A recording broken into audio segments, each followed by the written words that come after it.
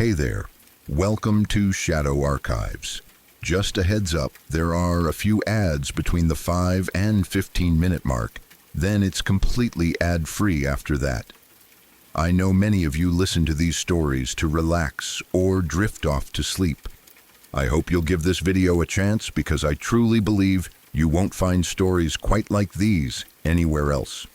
Before we begin, feel free to leave a comment and tell me where you're listening from tonight. And if you enjoy these stories, please like the video and subscribe to the channel. Now get comfortable, take a deep breath, and let's begin. My dad worked in a morgue during college in the 60s. That fact alone used to sound strange to me when I was younger, but to him it was just a job. It paid the bills, it fit around his classes. It wasn't something he talked about much unless someone asked. And even then, he usually kept it short. Death, to him, wasn't mysterious or dramatic. It was clinical, routine, quiet. The morgue he worked in was attached to a hospital, the kind of place that never really sleeps, but never fully wakes up either. Daytime was busy and loud, full of staff, carts, phones ringing, and people moving with purpose. Night shift was different. Night shift was still. Long stretches of silence broken only by footsteps, the hum of lights, and the occasional squeak of wheels on tile. That night, my dad was training a new hire. The guy was young, probably close to my dad's age at the time. New to the job, new to death in that very real physical sense. He had gone through orientation, paperwork, basic instructions. On paper, he knew what he was doing. In reality, it was his first night handling bodies without supervision, hovering over him every second. They were working the night shift, which meant fewer people around and more responsibility. The halls were dimmer. The air felt colder, even if it technically wasn't. The kind of cold that settles in your head more than your skin. At some point during the shift, they needed to move a body. Nothing unusual about that. Bodies were moved constantly from rooms to storage, from storage to examination areas, from examination to transport. This was just another task in a long list of tasks. The new hire was pushing the gurney. The body was fully covered with a sheet, tucked in neatly the way they always were. You couldn't see the face, you couldn't see the hands, just the shape beneath the fabric, unmistakably human but already reduced to an object in motion. My dad was walking alongside him, explaining procedures, probably saying things like, "Watch the corners," or "Don't rush it," or "Keep it steady." Normal training stuff. Nothing tense, nothing dramatic. The hallway was long and quiet. The wheels of the gurney echoed softly as they moved. The sound bounced off the walls and came back in a way that made the space feel emptier than it actually was. Fluorescent lights buzzed overhead, casting that flat, colorless glow that makes everything look slightly unreal. Then it happened. Without warning, the body under the sheet started to sit up. Not slowly, not gently. It moved enough that the sheet visibly shifted, the upper half of the body rising as if someone had suddenly decided to wake up. To the new hire, it looked exactly like a corpse coming back to life. There was no time to think, no time to ask questions, no time to process what logic or training might say. The guy screamed. It wasn't a controlled sound. It wasn't even a word. It was pure panic ripping out of him before his brain could catch up. He let go of the gurney instantly, like it had burned him, and bolted. He ran straight down the hallway, through the doors, out of the morgue, and he never came back. He quit on the spot, didn't finish the shift, didn't come in the next day, didn't even formally resign. He just disappeared from the job entirely, unwilling to ever step back into that space again. My dad, on the other hand, didn't run. He stopped. He sighed. And then he walked over to the gurney. He adjusted the body, smoothed the sheet back into place, and continued with the task like nothing extraordinary had happened. Because to him, it wasn't extraordinary. He already knew what it was. Apparently, a dead body can have muscle contractions. After death, the brain is gone, consciousness is gone, life is gone, but the body doesn't shut down all at once. Chemical processes keep happening. Muscles can tense and release. Gas can build up. Nerves can still fire in small, meaningless ways. In this case, it was the abdominal muscles. They contracted suddenly, pulling the torso upward just enough to make it look like the body was trying to sit up. No awareness, no intention, no resurrection, just biology doing one last cruel little trick. The more you know, I guess. But knowing doesn't make it any less unsettling. When my dad told me this story years later, he said it casually, almost like a fun fact. Something you'd mention over coffee, not something that would lodge itself in someone else's brain forever. He laughed a little when he talked about the guy running out and quitting. To him, it was just another example of how people think they're prepared for death until they're face to face with it. To me, it was terrifying. I couldn't stop picturing it. A silent hallway, a covered body, the sudden movement, the sheet shifting, that moment where your brain screams, "This is wrong," before logic has a chance to intervene. Because no matter how much you tell yourself, it's just muscle contraction, just chemistry, just physiology, there's something deeply disturbing about a body that moves when it shouldn't. We're wired to believe death is stillness, finality, an ending. When something breaks that expectation, even for a second, it rattles something deep in the human mind. The new hire didn't have context yet. He didn't have experience. He didn't have the mental framework to say, "This is normal." All he saw was a body that was supposed to be dead suddenly moving, and that was enough. I think about how often that happens in life, not just in morgues. How people walk into situations thinking they understand them, thinking they're prepared, only to realize they aren't when something unexpected happens. How knowledge changes fear, how lack of it amplifies everything. My dad went on to finish college. He left the morgue job behind eventually, built a normal life. The story became just one of many strange things he'd seen in his youth. But the guy who ran out, I don't know what happened to him. Maybe he found another job. Maybe he never set foot near death again. Maybe that moment stayed with him forever, replaying in his head every time he tried to sleep.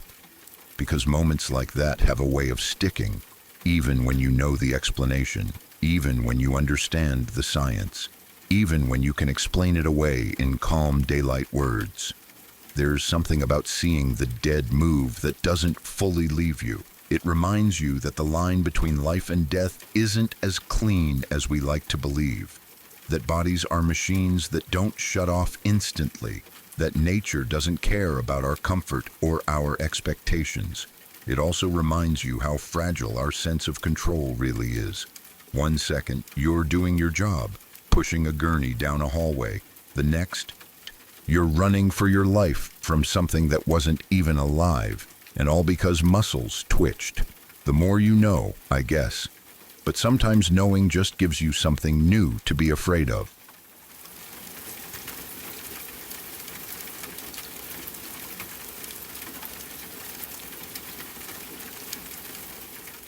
During college, I lived in an apartment with a community pool. It was one of those places that felt made for being young. Cheap rent, close to campus. Shared spaces that turned strangers into friends without much effort. The pool was the center of everything in the summer. People studied there during the day, hung out at night, played music, laughed too loud, stayed longer than they should have. It felt harmless, familiar, safe. That night was during summer term. Classes were lighter, the weather was warm, and a bunch of us were at the pool drinking beers. Nothing wild. Nothing reckless, at least not in a way that felt obvious at the time. Just friends sitting around, talking, joking, enjoying the break from real responsibilities. The kind of night you don't think twice about while it's happening. I remember the sound of the water, the way the pool lights reflected off the surface, the smell of chlorine mixed with warm concrete. People were in and out of the pool, some swimming, some just dangling their feet in. Music played softly from someone's speaker. It was relaxed, normal. One of my friends stood up and started running toward the pool. It wasn't unusual. People did it all the time. Run, jump, splash, laugh, climb out, repeat. We'd all seen it 100 times. No one yelled. No one thought to stop him. It didn't feel dangerous. It felt routine. But at the very last second, he changed his mind. Maybe he realized the water was colder than he expected. Maybe he slipped mentally before he slipped physically. Whatever the reason, he didn't commit to the jump. His body hesitated, but his momentum didn't. His feet slipped out from under him on the wet concrete. The sound he made when he went down is something I still hear sometimes. Not a scream, not even a word, just a sudden sharp noise of surprise and impact that instantly made every conversation stop. Time didn't slow down the way people say it does. It slammed forward all at once. His neck hit the edge of the pool. There was a split second where none of us understood what had happened. He was on the ground, awkwardly positioned, not moving the way someone normally moves after a fall. Someone laughed nervously at first, like people do when they don't want to believe something bad just happened. Then we saw his face. The laughter died immediately. There was panic. People rushed toward him, then froze because no one knew what to do. Someone yelled not to move him. Someone else shouted his name. He tried to speak, but his voice didn't sound right. His eyes were wide with shock and fear. That was the moment it hit me. This wasn't a bad fall. This was catastrophic. Emergency services were called. Minutes felt like hours. No one touched him. We all stood there in stunned silence.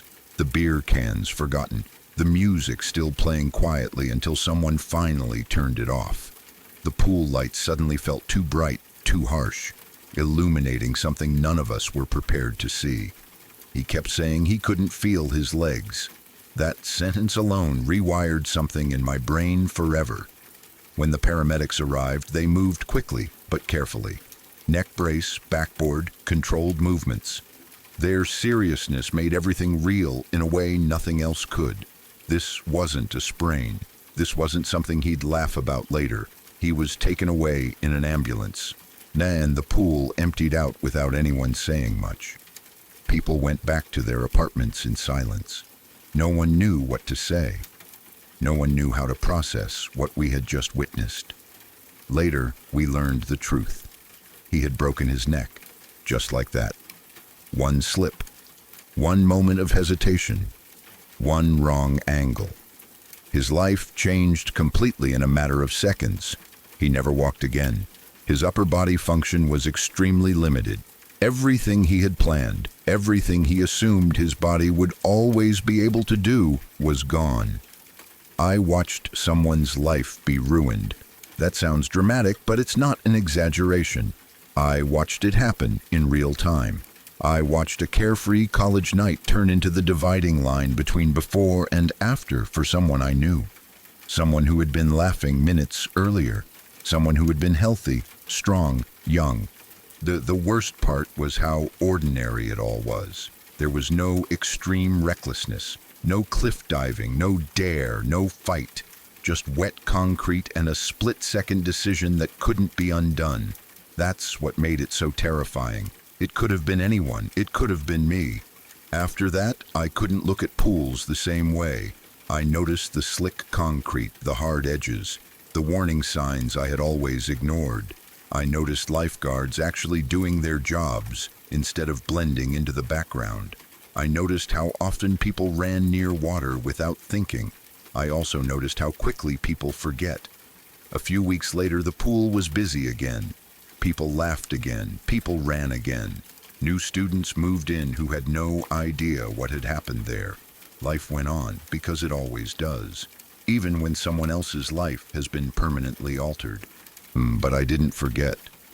I still think about him, about how unfair it was, about how fragile the human body really is, about how the line between normal and tragic can be so thin it's almost invisible.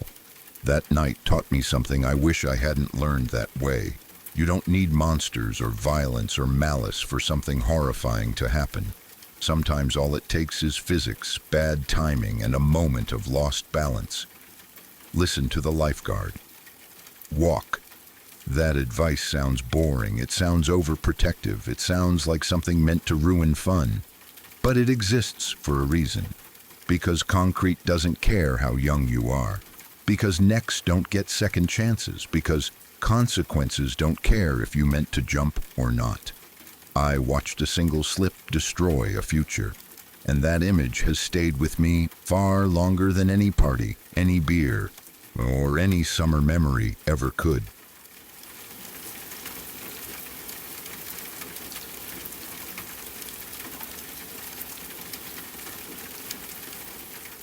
My family has always carried a story that feels too heavy to say out loud, even now. It is not the kind of story people like to believe, especially when it comes from a child. And maybe that is what makes it so frightening. This happened around 1930, long before modern forensics, before DNA, before people understood how deeply trauma could carve itself into a young mind. It is a story about love, jealousy, murder, and a truth that lived inside one little girl for nearly her entire life while no one believed her. My great-grandfather was already married to my great-grandmother. They had a small family, a modest home, and a life that, from the outside, probably looked normal for the time. But somewhere along the way, another woman fell in love with him. Her name was Lorraine. I do not know how they met, or how long the affair lasted, or what promises were made behind closed doors. What I do know is that Lorraine wanted him, and she was willing to do something unforgivable to get him. One day, while my great-grandfather was at work, Lorraine came to their home carrying a gun. There was no argument, no long conversation, no warning. My great-grandmother opened the door, probably expecting nothing more than an ordinary visitor.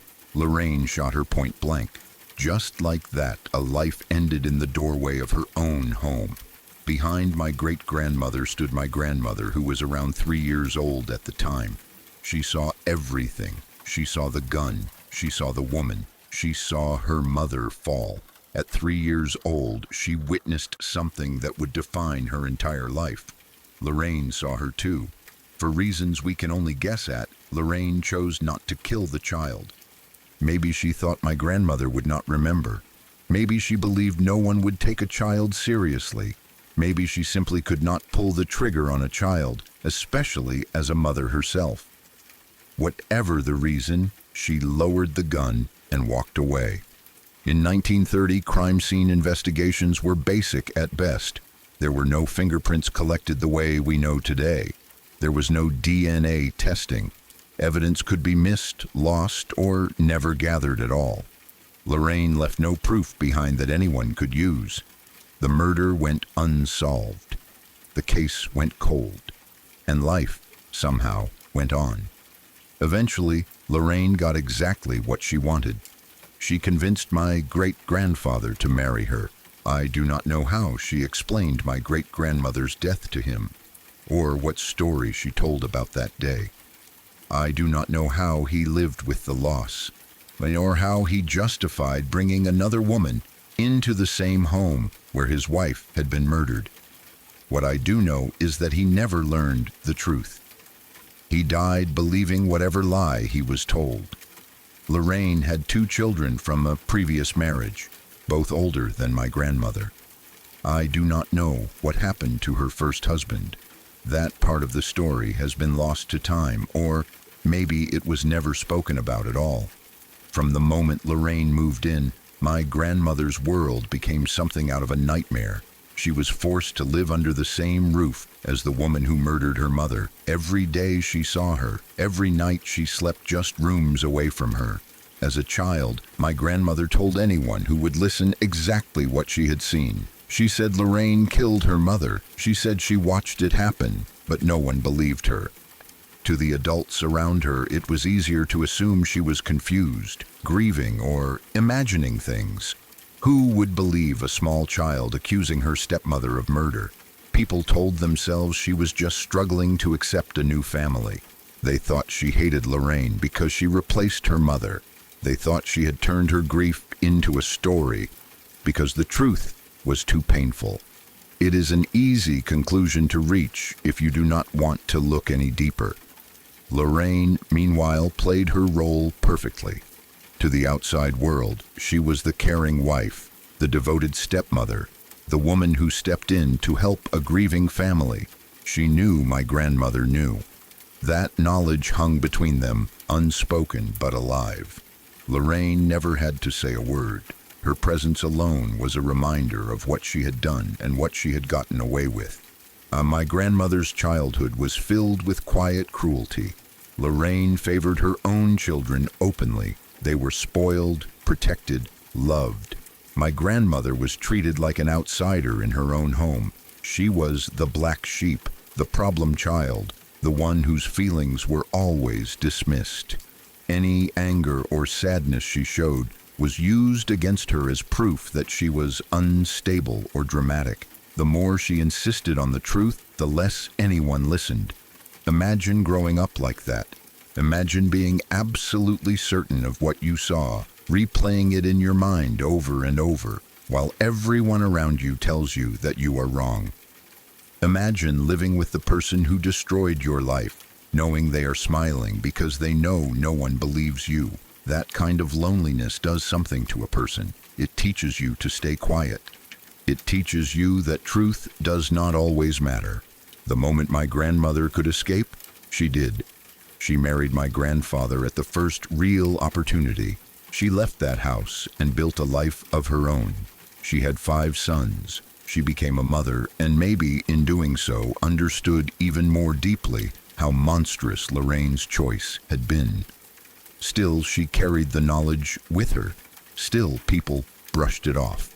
Even as an adult, she was told she had an active imagination as a child, that it was impossible, that there was no way she could remember something like that so clearly. Years passed. Decades passed. My great-grandfather died never knowing the truth. Lorraine continued her life, unpunished, untouched by the law. Then, when she was old and ill, when her body was failing and death was close, something changed. Lorraine landed on her deathbed, and there, at the very end, she confessed. She told everyone what she had done. She admitted she murdered my great-grandmother all those years ago. 57 years had passed since the murder. 16 years had passed since my great-grandfather had died. The confession came too late to save him from a lie, too late to bring justice, too late to give my grandmother her mother back.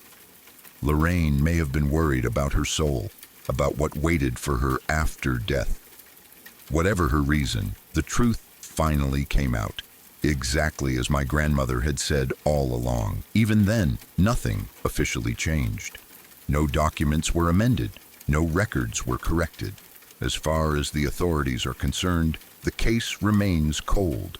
Nearly 100 years later, it is still unresolved on paper.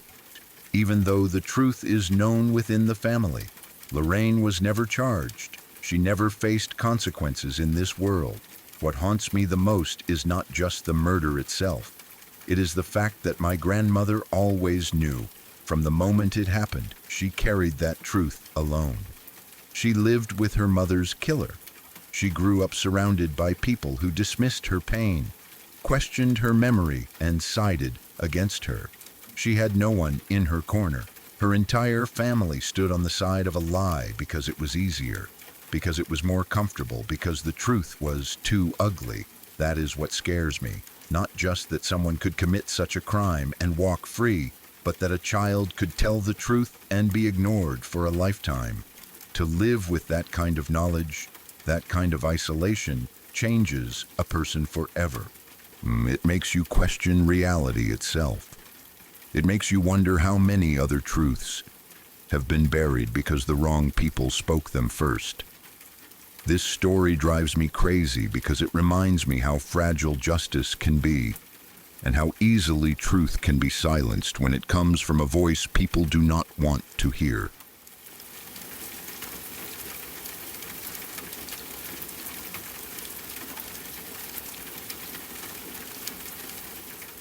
In the early years of the 20th century, long before DNA testing, long before modern missing person databases, and long before people truly understood how memory, grief, and hope could blur the truth, there was a little boy named Bobby Dunbar. His story became one of the most famous missing child cases in American history, not because it was solved, but because people believed it was solved when it really was not. Bobby Dunbar was just a small child when he disappeared. He went missing during a family outing, and in a matter of moments, he was gone. 1 second he was there, the next he had vanished, swallowed by the world around him. His parents searched desperately. Neighbors helped. Authorities got involved. The case drew attention across the country. Posters were distributed. Stories were printed in newspapers. Everyone wanted to help find the lost boy. Days turned into weeks. Weeks turned into months. Eventually, nearly a year passed with no sign of Bobby. For his parents, the waiting must have been unbearable. Every day without answers would have felt like another loss, another confirmation that they might never see their child again. In a time when communication was slow and investigations were limited, hope faded quickly. Then, after all that time, something happened that felt like a miracle. Bobby's parents learned of a man traveling with a young boy who looked strikingly similar to their missing son. The child was around the right age. His features seemed familiar. His build, his face, the way he carried himself all stirred something deep in their hearts. Desperate for answers, Bobby's parents went to see the man and the child for themselves.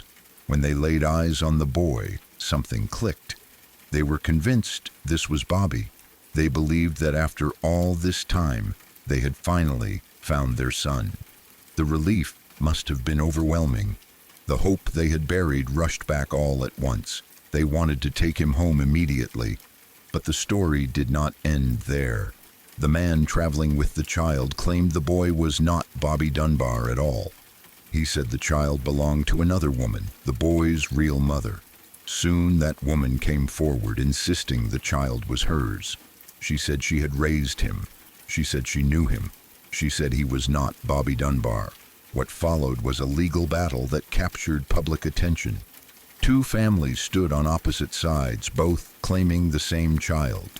One side had grieving parents who had lost their son and believed they had found him again. The other side had a mother insisting that her child was being taken from her. In a time before scientific proof, the court relied on testimony, appearances, and emotion. In the end, the court sided with Bobby Dunbar's parents. The child was taken from the woman who claimed to be his mother and placed into the Dunbar family. He was given Bobby's name. He was raised as Bobby Dunbar. His return was celebrated publicly. A massive parade was held to mark the reunion. People cheered in the streets. Newspapers praised the happy ending. To the public, the story was closed. The lost boy had been found. Justice had been served. The child himself grew up believing that he was Bobby Dunbar. He lived his entire life under that identity. He went to school, grew older, built relationships, and eventually became an adult, all while carrying a name and a past that everyone told him belonged to him. If he had doubts, they were likely buried under the weight of expectation. Everyone around him believed he was Bobby, so he believed it too. He lived and died thinking he was the boy who once went missing. Decades passed. The story faded into history books, mentioned occasionally as a strange but resolved case from another time. For most people, it was nothing more than a curiosity from the past, but for his descendants, it was still personal. It was their family history. Then, many years later, science caught up to the truth. One of Bobby's granddaughters became curious about the story she had grown up hearing. With DNA testing now available, She saw an opportunity to confirm what everyone had always assumed. She contacted a relative from Bobby's biological family line, his nephew or a close blood relative, and asked for a DNA sample. The test seemed simple. It was supposed to confirm what history had already decided. Instead, it shattered everything. The DNA results showed that they were not related at all. There was no biological connection. That meant the man who lived and died as Bobby Dunbar was not Bobby Dunbar. He was someone else's child, taken from his real mother all those years ago. The boy everyone celebrated was not the missing child. The parade, the praise, the certainty, all of it was built on a mistake. The real Bobby Dunbar was never found. That realization changes the entire story. Somewhere, sometime in the early 20th century, a little boy vanished and never returned. While another child was given his name and his life, the real Bobby likely died alone, scared and forgotten. His parents spent their lives believing he came home, never knowing the truth. They died thinking they had their son back, never realizing they had been living with a stranger's child. At the same time, another mother lost her child in a different way. Her son was taken from her by the legal system. Her claims were dismissed. Her voice was ignored. History labeled her as wrong, even though she may have been telling the truth all along. She lived the rest of her life knowing her child was out there somewhere, alive but unreachable. What makes the story so disturbing is not just the mistake, but how easily it happened. People wanted a happy ending so badly that they accepted one without proof. Grief clouded judgment. Authority replaced truth. Once the decision was made, no one questioned it for decades. The child's identity became fixed, not because it was correct, but because it was convenient. The boy at the center of it all never had a choice. He grew up in a life that was not his own. His real name, his real mother, his real history were erased, and he never knew. He died believing a story that was never true. And the real Bobby Dunbar remains a mystery. His fate is unknown. He could have drowned. He could have been taken. He could have wandered off and died alone. No one knows. What we do know is that he was never found, and his story was overwritten by another child's life. That is what makes this case so haunting. It shows how fragile identity really is, how easily truth can be replaced by belief, how entire lives can be shaped by a single decision made without enough evidence. It also shows how justice can fail quietly, without malice, simply because people wanted closure more than they wanted certainty. Even today, nearly a century later, the real Bobby Dunbar is still missing. His name lives on, but his life does not. And that might be the most unsettling part of all.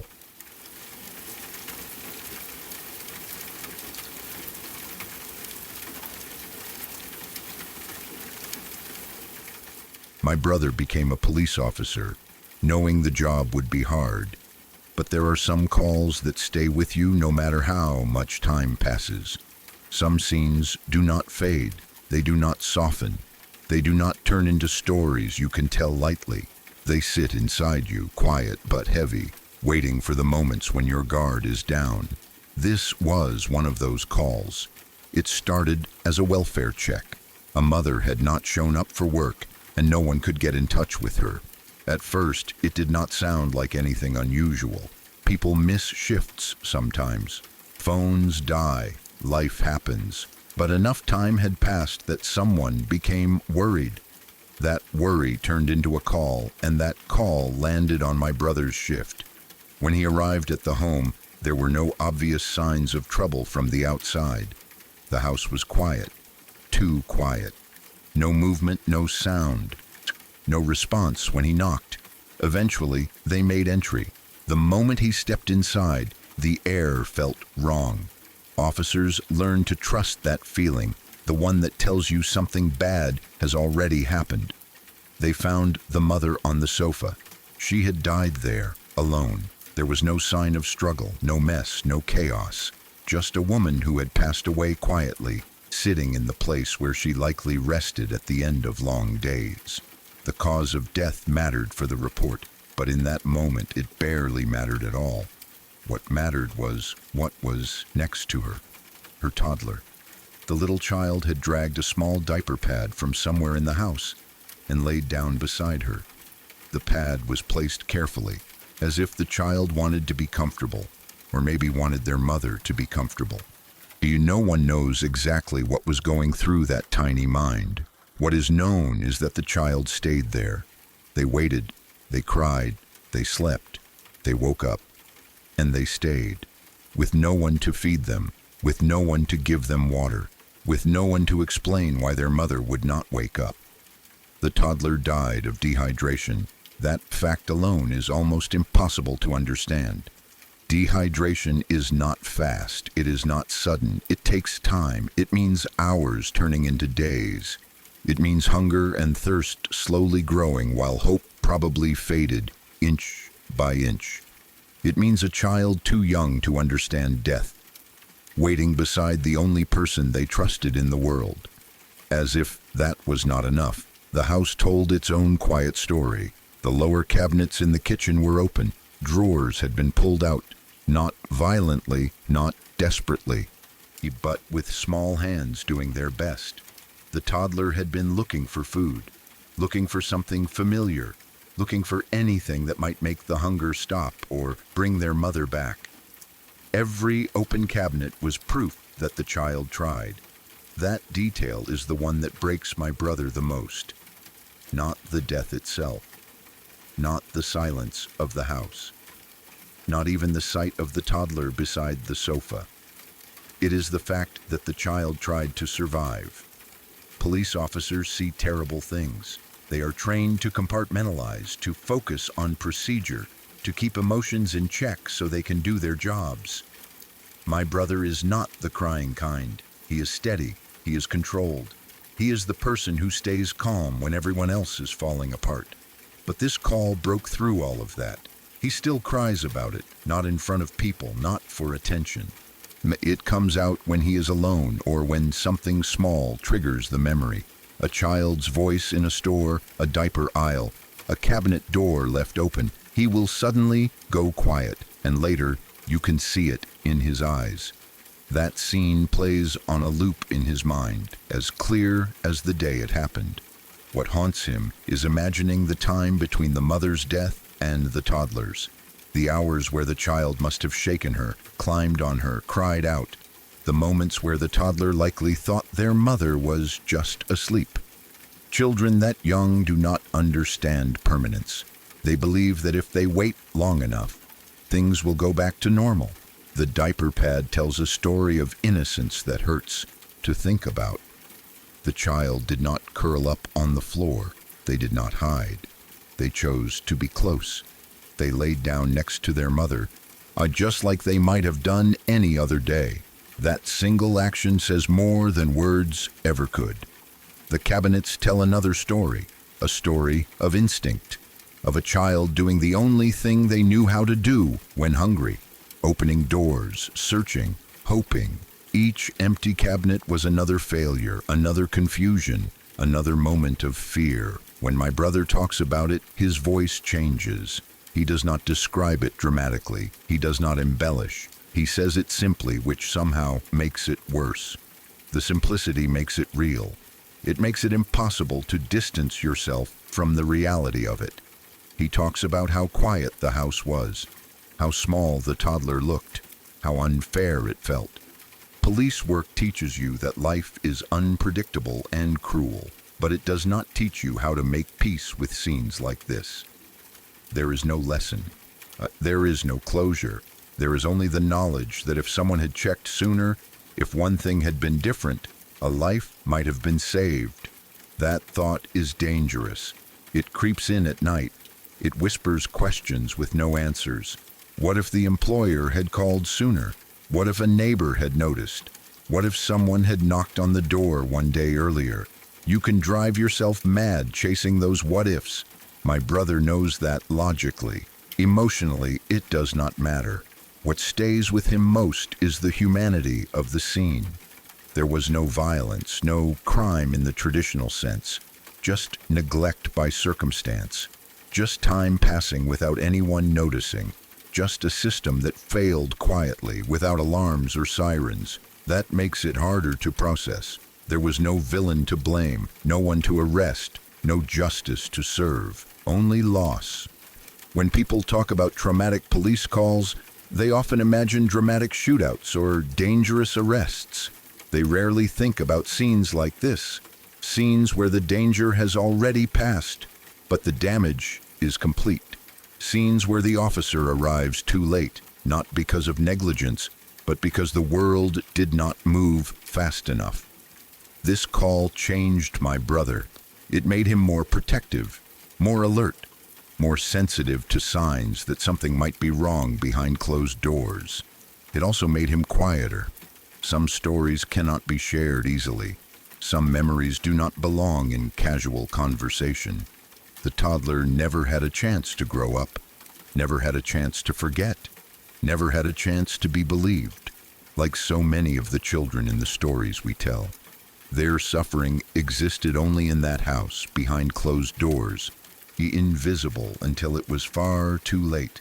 That is what makes this story so devastating. It reminds you how fragile life is, how dependent children are on adults, how quickly everything can fall apart without anyone noticing. And it shows that even the strongest people, even those trained to face the worst of humanity, are still human. My brother is proof of that. He carries this call with him. He always will. And the fact that he still cries over it is not a weakness. It is proof that he did not lose his humanity along the way. And honestly, that might be the most heartbreaking part of all. Sorry to interrupt. If you're new here, I'd appreciate it if you subscribe to Shadow Archives for daily true horror content that will haunt your dreams and keep you wondering what lurks in the shadows. And don't forget to tap the notification bell so you never miss a new story when the darkness calls out to you.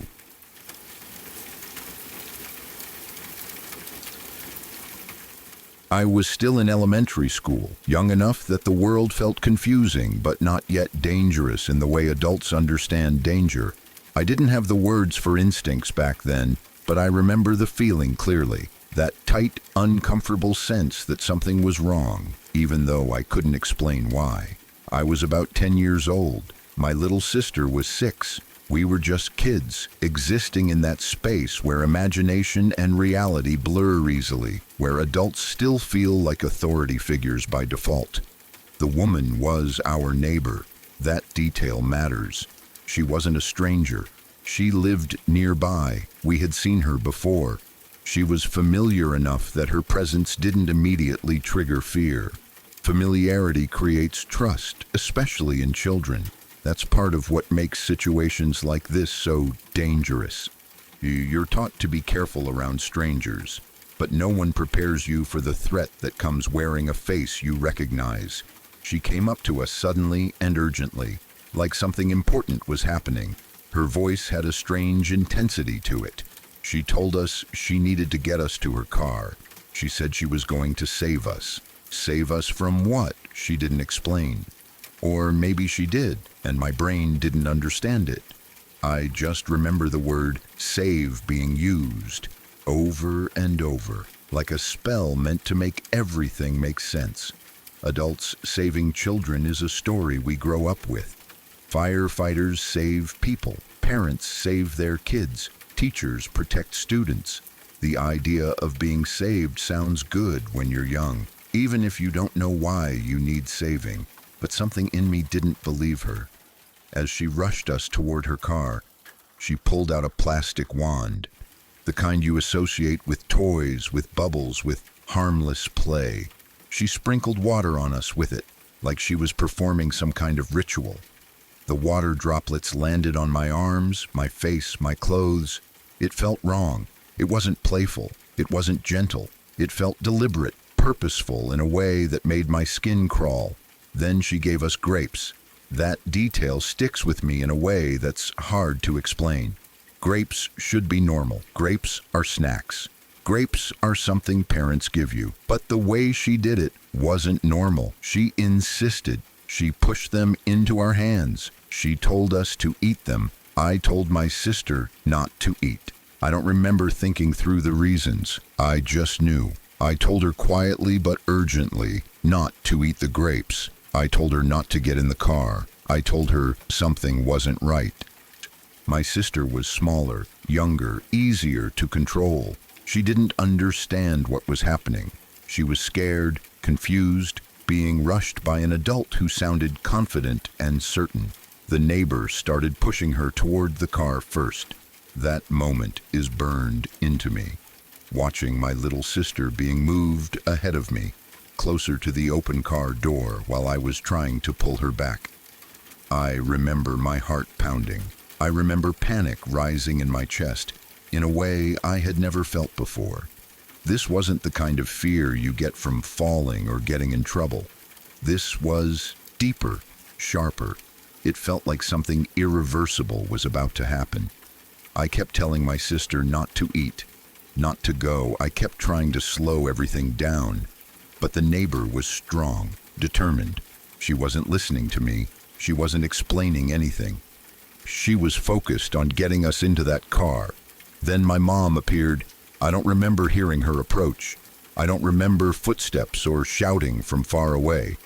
One moment it felt like we were trapped in this strange, frantic bubble, and the next moment, my mom was there. She ran up fast, full force, pure instinct. There was no hesitation in her. She grabbed us and pulled us away hard.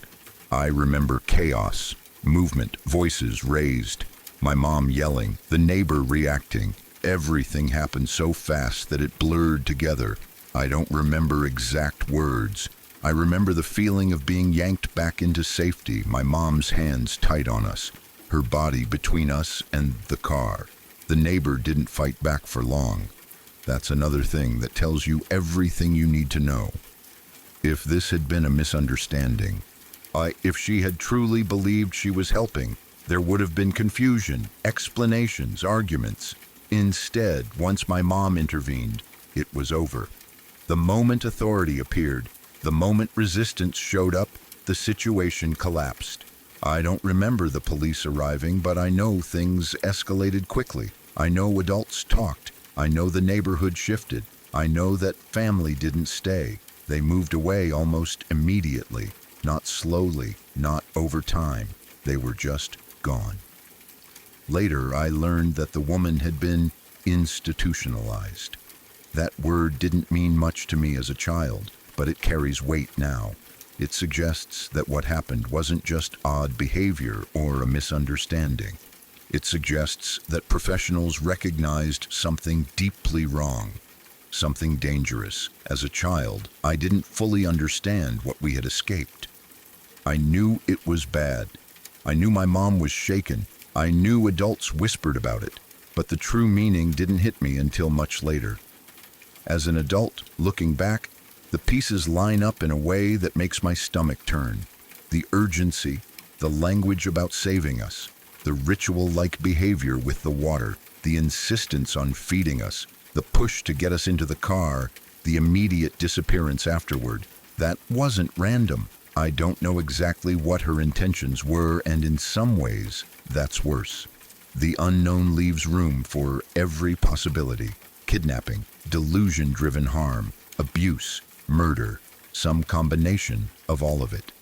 The truth is, once we were in that car, control would have been completely gone. The fact that she focused on my sister first still haunts me. Younger, smaller, easier to overpower, easier to confuse, easier to silence. I think about how close she was to being inside that car, how close we both were, and I think about how different everything could have been. As I got older, the memory changed. At first, it was just a strange story from childhood, something unsettling but distant. Then, slowly, as I learned more about the world, it transformed into something else. It became fear, then anger, then grief for the version of reality we almost slipped into. There is a unique horror in realizing years later that you were in real danger as a child and didn't fully understand it at the time. Your body remembers the fear before your mind understands it. When the understanding finally catches up, it hits hard. I remember thinking about the grapes for a long time. Why grapes? Were they just bait? Were they meant to calm us? Were they drugged? I'll never know. But the fact that my instincts told me not to eat them still sends a chill through me. I don't know where that instinct came from, but I trusted it. I also think about my sister, how close she came, how she didn't understand what was happening, how much she relied on me and my mom in that moment. Children don't get credit for how brave they are, because bravery at that age doesn't look like courage. It looks like confusion mixed with fear. My mom saved us. There's no other way to say it. She didn't hesitate. She didn't freeze. She didn't ask questions first. She reacted with everything she had. I don't know what tipped her off in that moment, how she realized something was wrong so quickly, but she did, and that timing mattered. Afterward, life returned to normal on the surface. School continued, and days passed. The house on the street was suddenly empty. People stopped talking about it openly. Kids move on quickly when adults signal that it's over. But it wasn't over inside me. Even now, thinking about it, I feel that same tightness in my chest. That same awareness that safety is sometimes an illusion. That danger doesn't always announce itself clearly. Sometimes it comes disguised as help. Sometimes it comes smiling. Sometimes it lives next door. That experience shaped how I see the world, even if I didn't realize it at the time. It taught me to listen to discomfort, to trust that inner voice even when logic can't explain it. It taught me that adults can be wrong, unstable, dangerous, even when they seem familiar. It also taught me something about responsibility. At 10 years old, I tried to protect my sister. I didn't fully understand what I was protecting her from, but I knew I needed to act. That stays with you. The knowledge that sometimes, even as a child, you are the first line of defense. I wonder sometimes what would have happened if my mom had been a minute later, or if she hadn't seen us, or if she had assumed everything was fine because the woman was a neighbor. Those what-ifs are endless, and they all lead to the same conclusion.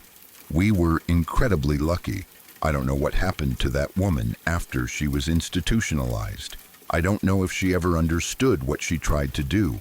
I don't know if she was released or if she got help. And honestly, I don't want to know. Some doors are better left closed. What I do know is that my life and my sister's life continued. We grew up. We became people with memories, relationships, futures. All of that existed because one moment tipped the right way instead of the wrong one. When people talk about childhood danger, they often imagine obvious threats, dark alleys, strangers offering candy. But the truth is much quieter and more unsettling. Sometimes the threat is a neighbor with a calm voice and a car door already open. That memory still sits with me. It always will, not as constant fear, but as awareness, as respect for how fragile safety can be, as gratitude for instincts, for timing, for a mother who ran instead of questioning. And every time I think about it, I feel the same thing. Relief that I'm here. Relief that my sister is here. And a deep, lingering chill when I realize how close we came to disappearing.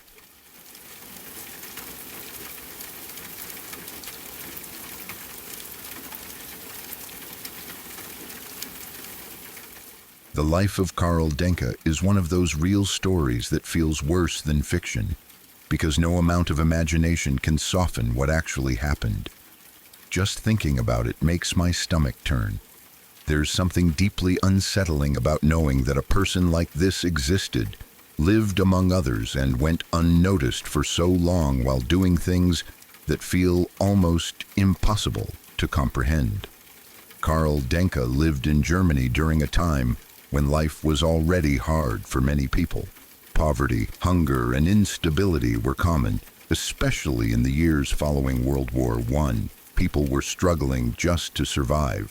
Food was scarce. Trust was often placed in neighbors because communities depended on each other.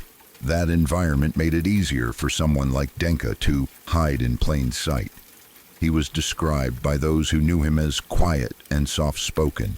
He kept to himself most of the time. He didn't draw attention. He wasn't loud, aggressive, or openly strange. In fact, many people considered him harmless. Some even saw him as polite. He blended in so well that no one suspected what he was doing behind closed doors. That contrast is one of the most disturbing parts. Behind that calm exterior, Denka was murdering people. Not just one or two, but numerous victims over a long period of time. The exact number will likely never be known, because many of his crimes went undetected and undocumented. People disappeared, and in those days, disappearances didn't always lead to investigations. People moved, ran away, or died quietly all the time. It was easy for someone to vanish without raising alarms. Denka didn't just kill his victims. He used their bodies in ways that feel almost unreal. He butchered them. He preserved their flesh. He pickled it, and then he sold it. He sold human flesh to starving citizens. That fact alone is horrifying. People who were desperate for food unknowingly consumed the remains of other human beings. They trusted what they were buying. They had no reason to believe it was anything other than meat. Hunger removes suspicion. Survival becomes the priority. Denka took advantage of that desperation in the most grotesque way imaginable. Even worse, he didn't stop there. He used the skin of his victims to make leather goods, clothing items, objects that were worn, touched, and used by others who had no idea where they came from. The idea that someone could walk around wearing something made from human skin without knowing it adds another layer of horror. It turns everyday objects into silent witnesses to something monstrous. There has been debate about whether Denka was a psychopath, mentally ill, or suffering from some kind of severe mental disability. Psychologists and historians have tried to understand what kind of mind could commit acts like these, but no diagnosis really makes it easier to accept. Labels don't undo what he did. They don't lessen the suffering of his victims or the horror of his actions. What makes the story even darker is how it ended. When Karl Denka was finally arrested, the truth began to come out. Evidence was found.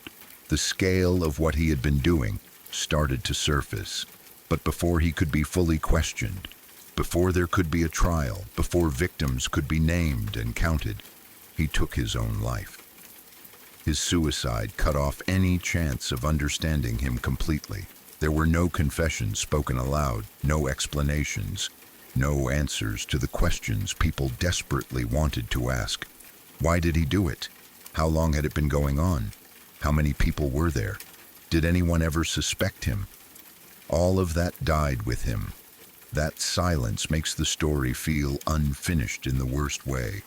It leaves behind a sense of unease, like something was buried before it could be fully exposed. The fact that he chose death rather than facing what he had done only adds to the creepiness. It feels like a final act of control, denying the world any closure. What makes Karl Denka especially disturbing is not just the violence, but how ordinary he seemed. He wasn't a monster in appearance. He wasn't known for cruelty or rage. He was quiet, soft-spoken, reserved, the kind of person people overlook, the kind of person people don't question. That realization is hard to sit with. It forces you to confront the idea that extreme evil doesn't always announce itself. Sometimes it whispers, sometimes it hides behind politeness and routine. Sometimes it lives next door and sells goods to people who never suspect a thing. It's easy to imagine someone making a horror movie inspired by his life. The elements are all there: the secrecy, the cannibalism, the skin clothing, the quiet man with a terrible secret. But no movie could truly capture the weight of the real story. Fiction gives you distance. You can remind yourself it isn't real. You can turn it off. This was real.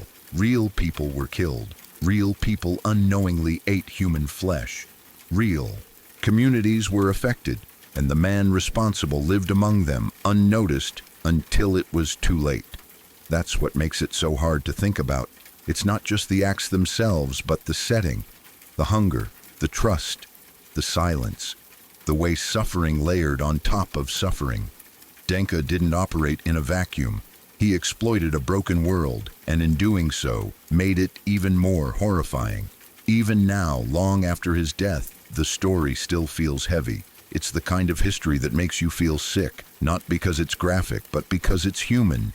A human being did this to other human beings, and for a long time, no one knew. The fact that he was quiet and unassuming makes you question how well we really know the people around us, how much of someone's life is visible and how much is hidden, how easily we assume safety based on appearances. Karl Denke wasn't a legend or a myth. He wasn't a creature or a demon. He was a man. And that's what makes his story so deeply disturbing, because monsters aren't always loud. Sometimes they're silent, polite, and invisible. And sometimes the real horror is knowing that this isn't a story meant to scare you. It's a story meant to remind you of what has already happened and how easily it can be forgotten if we're not willing to look at it.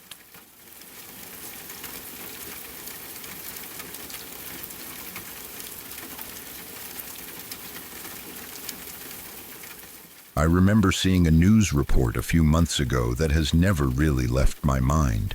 It wasn't one of those stories you forget after a day or two. It stayed with me, resurfacing at random moments, usually late at night when everything is quiet. The kind of story that makes you stop and think about how fragile life is and how terrifying the world can be, especially for children who have no power to protect themselves. The report was about a single mother who lived alone with her 3 daughters. The girls were very young. From what I remember, the oldest was around 11 years old, the middle one about 8, and the youngest maybe 5. They were all still at an age where they depended completely on their mother for safety, food, comfort, and love. She was the only adult in their lives, the person they trusted more than anyone else in the world. According to the report, something in the mother's mind had gone terribly wrong. It wasn't clear when it started or how long it had been building, but at some point she became convinced that her daughters were doing something dangerous or suspicious. The reason she gave later was chilling in how irrational it was. She claimed that her children were reading their books in a suspicious way. Not inappropriate books, not violent material, just books. Somehow, in her mind, that became a threat. That detail alone is hard to process. Reading is usually seen as something innocent, even encouraged. But to her, it became proof that something was wrong, something that needed to be stopped. It was clear from the beginning that she was suffering from severe mental illness, but knowing that doesn't make what happened any easier to understand or accept. What she did next was calculated and horrifying. She locked each of her daughters into their individual bedrooms. She separated them, isolating them from each other, cutting off any chance they might have had to help one another. I can't imagine the fear those girls must have felt in that moment. Being locked in your room by your own mother, not knowing why, not understanding what's happening, probably crying, calling out, confused and terrified. Then she went to the oldest daughter's room. The report said that she attacked her with a knife, stabbing her dozens of times, 50 or 60 times. Even writing that number feels unreal. It's impossible to imagine that level of violence being inflicted on a child, especially by the person who gave birth to her. The oldest girl suffered unimaginable injuries. At some point, when the stabbing didn't kill her, the mother used other means to try to finish what she had started, including striking her in the head with a pickaxe. What makes this even more horrifying is that, despite all of this, the girl didn't die. Somehow, through sheer will, luck, or something else entirely, she stayed alive. While this was happening, the youngest daughter managed to escape her own room. In a moment that feels almost miraculous, she didn't run alone. She went to her middle sister's room, helped her out, and the two of them escaped the house together. A 5-year-old grabbing an 8-year-old and running for their lives is something that shouldn't ever have to happen. Those two children did something incredibly brave, something no child should ever be forced to do. The oldest daughter couldn't escape. She was trapped. After failing to kill her through direct violence, the mother did something even more unthinkable. She set the house on fire, leaving her injured daughter inside. She burned the house down with her child still in it. At that point, it feels impossible that anyone could survive. And yet, somehow, the oldest daughter did. Emergency responders found her alive, badly injured, burned, and clinging to life, but alive. The report said that she is now in such a fragile condition that she is, quite literally, a sneeze away from death. Her body has been through more trauma than most people experience in an entire lifetime, let alone before reaching her teenage years. She survived the stabbing. She survived being beaten. She survived a house fire. But survival, in this case, doesn't mean recovery. It doesn't mean healing in any normal sense. It means existing on the edge of life, carrying physical injuries that may never fully heal, and emotional wounds that will likely stay with her forever. The mother was arrested. What made the story even more disturbing was how she appeared afterward. In every video clip, every photo, every court appearance shown on the news, she was smiling. Not nervously, not awkwardly. She was smiling in a way that felt deeply wrong given what she had done. There was no visible remorse, no grief, no confusion, just a calm, almost content expression. Seeing that smile made my stomach turn. It's one thing to hear about violence. It's another to see the person responsible appear completely detached from the horror of their actions. It reinforced the idea that she was profoundly unwell, but it also made the situation feel even more unsettling. There was no sense that she understood the damage she had caused, or if she did, that it mattered to her. The strangest and most disturbing part of the entire case was her explanation. She truly believed that her children were reading in a suspicious way. That belief, however irrational, was real to her. In her mind, it justified what she did. That realization is terrifying because it shows how dangerous untreated or severe mental illness can be, especially when children are involved. It raises so many questions that don't have satisfying answers. Were there warning signs?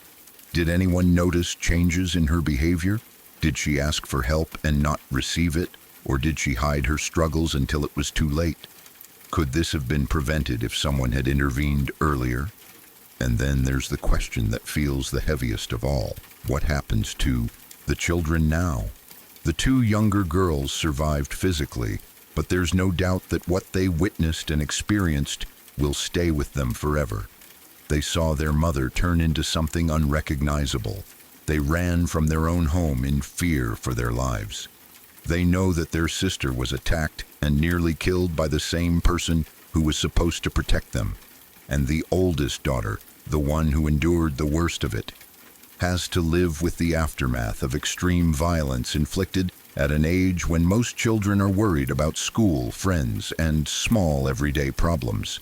Imagine being that young and having your entire understanding of safety, trust, and love ripped away in the most brutal way possible. It's hard to even put yourself in her place. To imagine waking up every day in a hospital bed, surrounded by doctors and machines, knowing that your own mother tried repeatedly to kill you, knowing that your home was burned down with you inside it, knowing that your body may never fully recover and that your life will never be normal again. There are few things worse than that. Stories like this force you to confront how cruel reality can be. This isn't a horror movie or a fictional crime story. This happened to real children. Children who had no choice in who their mother was, no control over their environment, no way to protect themselves until it was almost too late. It also highlights how complex and terrifying mental illness can be. A person doesn't have to look dangerous to be dangerous. They don't have to act suspicious in obvious ways. Sometimes the danger exists quietly, behind closed doors, hidden behind the image of a normal family. I keep thinking about the moment when the youngest child grabbed her sister and ran. That instinct to protect, to survive, to help someone else even while terrified. That moment stands in stark contrast to everything else in the story. It's proof that even in the darkest situations, there can be flashes of courage and humanity. At the same time, it's heartbreaking that such courage was necessary at all. When people talk about true crime or shocking news stories, they often focus on the perpetrator, their motives, their psychology, their background. But in cases like this, it feels wrong to center the story on the person who caused the harm. The real focus should be on the children, especially the oldest daughter, who endured something no child ever should. The thought of her living with those memories, those injuries, and that knowledge is almost unbearable. Even imagining it feels wrong, like your mind wants to turn away because it's too much to hold. This story isn't frightening because it's mysterious or dramatic. It's frightening because it's real, because it reminds us that the worst dangers don't always come from strangers or monsters we can easily identify. Sometimes they come from the people children trust the most.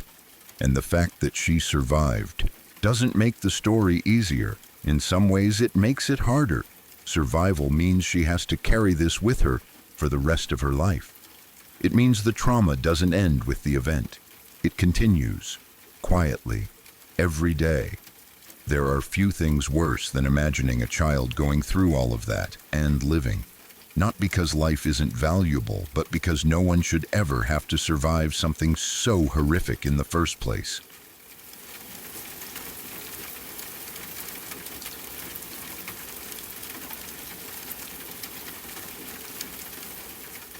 Lake Nyos in northern Cameroon sits tucked up against a dormant volcano, and for most of its existence it looked like nothing more than a quiet, ordinary body of water. From the surface, there was nothing about it that suggested danger. It didn't bubble violently, it didn't glow, it didn't erupt. It sat there, calm and still, surrounded by green hills and nearby villages whose people depended on the land to survive. Cattle grazed nearby. Children played, families lived their lives without any idea that the lake beside them was slowly becoming one of the deadliest natural traps on Earth. What made Lake Nyos different wasn't obvious unless you understood what lay beneath it. The lake sits directly on top of an ancient volcanic system. Even though the volcano itself was considered dormant, the ground below was far from inactive. Deep beneath the lake was a lava bed that continued to release carbon dioxide gas. That gas seeped upward through cracks in the earth and dissolved into the lake's deep waters. Over time, the bottom layers of Lake Nyos became saturated with carbon dioxide. The pressure of the water above kept the gas trapped, dissolved under immense force, much like carbonation in a sealed soda bottle. The deeper the water, the more gas it could hold. And Lake Nyos is deep, very deep, so deep that the gas stayed locked away, invisible and silent, year after year. On the surface, nothing seemed wrong. People who lived nearby had no reason to fear the lake. It didn't smell strange. It didn't look dangerous. It didn't behave in a way that suggested death was building beneath it. To the people who lived in the surrounding valleys, it was just another part of the landscape, a familiar presence, a constant. The idea of a carbonated lake doesn't sound terrifying at first. Carbon dioxide is something we breathe out every day. It's in soda, it's invisible. It doesn't burn or explode. On its own, it doesn't seem threatening. But carbon dioxide has one quality that makes it deadly under the right conditions. It displaces oxygen, and oxygen is something every living thing needs. For years, Lake Nyos quietly stored enormous amounts of carbon dioxide at its depths. Scientists believe that the lake had reached a critical point where the pressure holding the gas in place was just barely keeping it stable. All it needed was a trigger, something small, something that wouldn't even be noticed by the people living nearby. What that trigger was is still not fully known. Some theories suggest a landslide, others suggest a small seismic event. Some believe heavy rainfall caused a disturbance in the water layers. Whatever the cause, sometime during the night of August 21, 1986, the balance was broken. The lake released its gas. In a sudden and violent event known as a limnic eruption, Lake Nyos expelled between 100,000 and 300,000 tons of carbon dioxide in a matter of hours. The gas burst from the depths of the lake and surged upward, breaking free of the water that had trapped it for so long. As it escaped, it formed an enormous cloud, invisible to the eye, heavier than air, and utterly lethal. This cloud didn't rise into the sky like smoke. It poured over the rim of the crater. Carbon dioxide is heavier than oxygen, so instead of dispersing upward, it hugged the ground. It spilled out of the lake basin and flowed downhill into the surrounding valleys at an estimated speed of around 100 kilometers per hour. It moved like a silent flood, filling low-lying areas, following the natural contours of the land. People never saw it coming. There was no warning sound, no smell, no visible sign of danger. One moment, life was normal. The next, oxygen was gone. As the carbon dioxide cloud swept through villages, it displaced the breathable air. People collapsed where they stood. Families died in their sleep. Children never woke up. Livestock dropped in the fields. Birds fell from the sky. In some places, entire communities were wiped out in minutes. A total of 1,346 people died. More than 3,500 livestock animals were killed. Cows, goats, chickens, dogs, wildlife, anything that needed oxygen to survive was suffocated. The cloud spread across a radius of roughly 25 kilometers from the lake. In that area, nearly all life was extinguished. Entire villages were erased in a single night. What makes the event especially horrifying is how peaceful it must have seemed at first. Carbon dioxide doesn't cause immediate pain the way fire or acid does. It doesn't burn the lungs. It simply replaces oxygen. Victims would have felt dizzy, confused, weak. Many likely lost consciousness before they even realized something was wrong. But that doesn't mean there was no fear. Some people were awake. Some people saw others collapse. Some people tried to run. But you can't outrun something you can't see, and you can't escape air itself.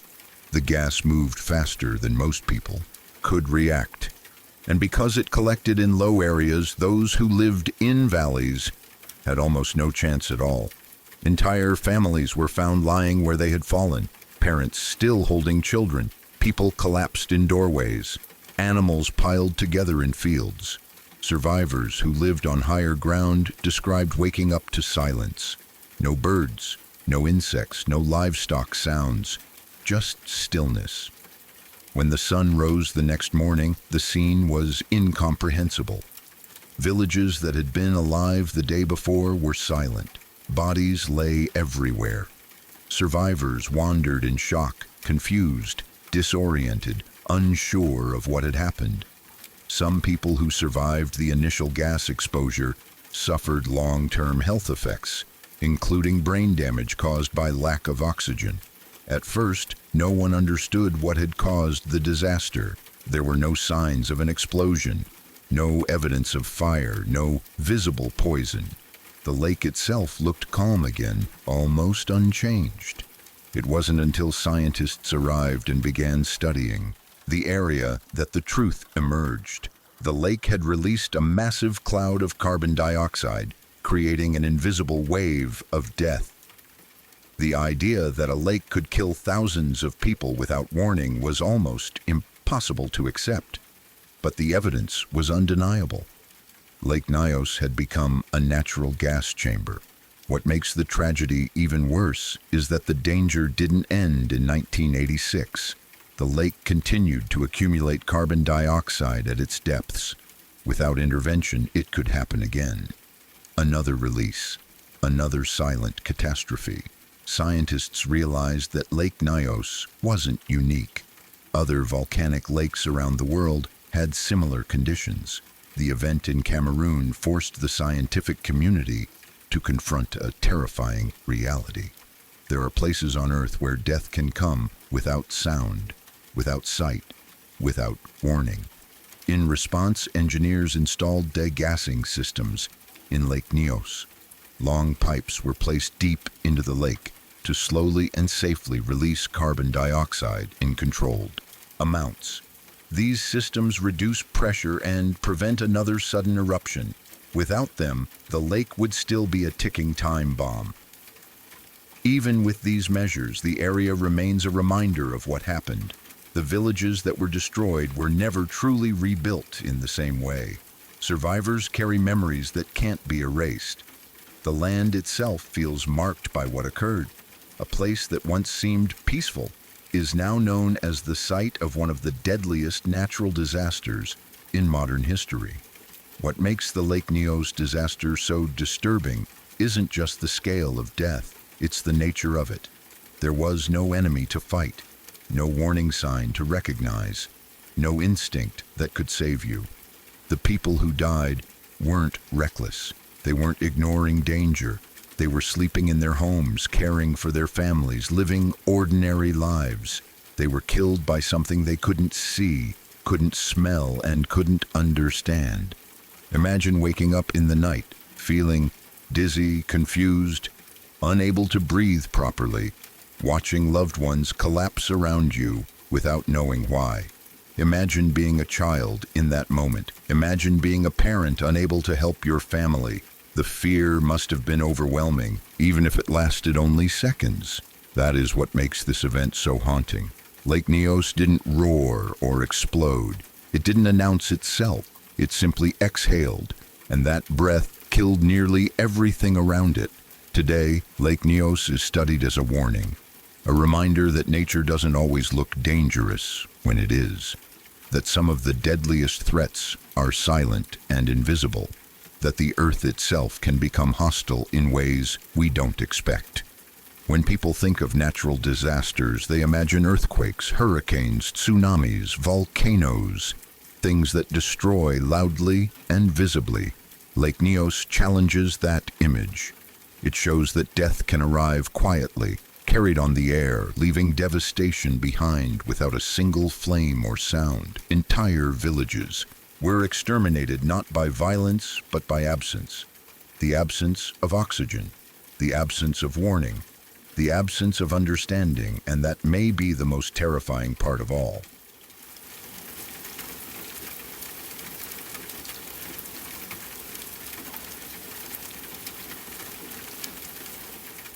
My aunt-in-law told me this story about her mother, and every time she talked about it, her voice changed. Not louder, not dramatic, just flatter, like the emotion had burned itself out years ago and left something numb behind.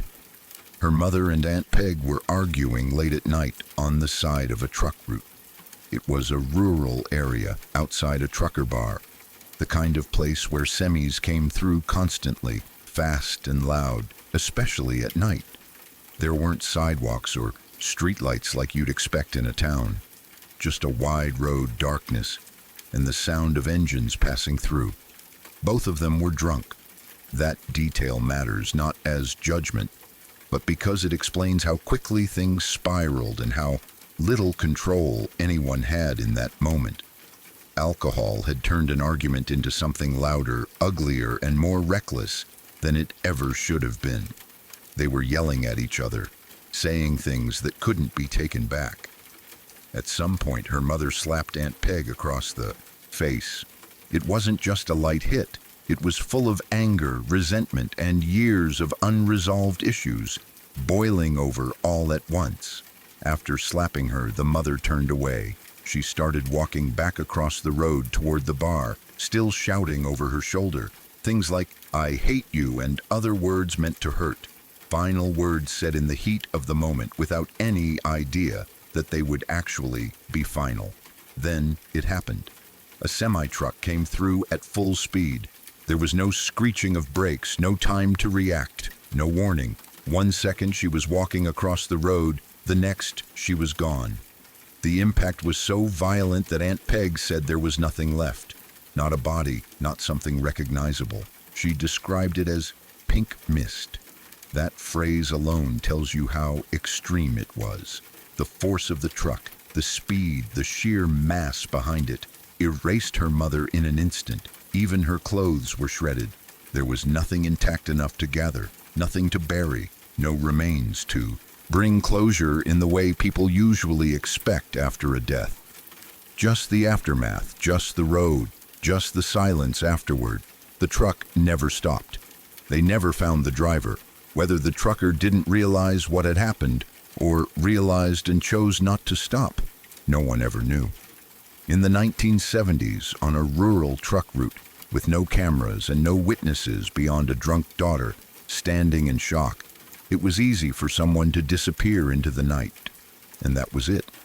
No justice, no answers, no goodbye. Aunt Peg was left standing there, sober in an instant, knowing that the last thing her mother ever said to her was, "I hate you." Knowing that the argument, the slap, the anger were the final moments they would ever share. That kind of knowledge doesn't fade. It doesn't soften with time. It just sits there, heavy and permanent. What makes the story even harder to process is how ordinary it started. A fight, a bar, a road people crossed all the time. Nothing about it felt like a death sentence until it was too late. It was just one bad decision stacked on top of another, ending in something irreversible. There was no funeral in the way people imagine funerals. No open casket, no viewing, no last look. How do you mourn someone when there's nothing left of them? How do you bury someone when there's nothing to bury? You're left mourning an absence instead of a body, and you're left with words you can never take back, echoing louder than anything else. Aunt Peg carried that with her for the rest of her life.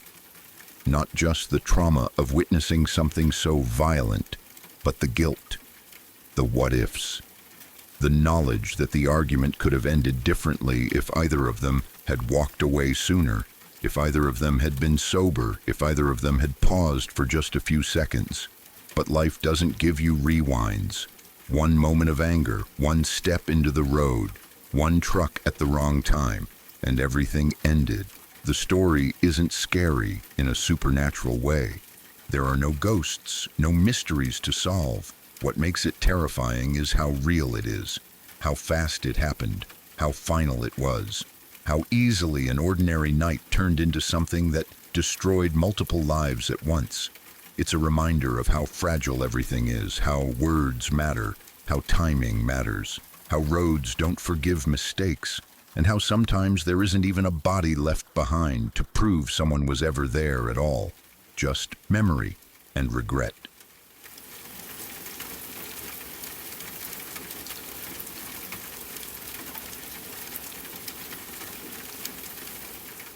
It was just a few weeks ago that I found myself in a situation that has completely shattered my sense of safety in my own home.